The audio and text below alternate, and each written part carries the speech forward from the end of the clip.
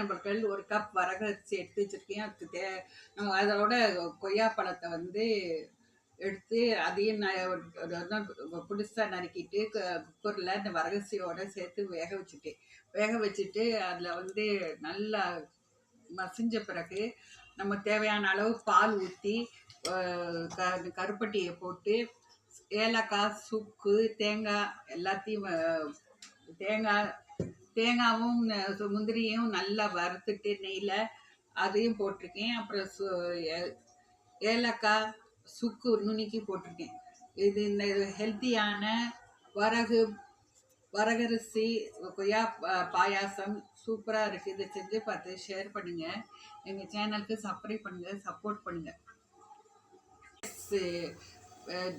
பாயாசம் dessert இது இது சாமை அரிசி உடம்புக்கு ரொம்ப தெம்பு கொடுக்கும். இதில் வந்து பாயாசம் இன்னைக்கு ஆடி 18 சொல்லி நான் செஞ்சு குழந்தைகளுக்கு வீட்டில் இருக்கிறவங்களுக்கு எல்லாம் செஞ்சு கொடுத்துருக்கேன்.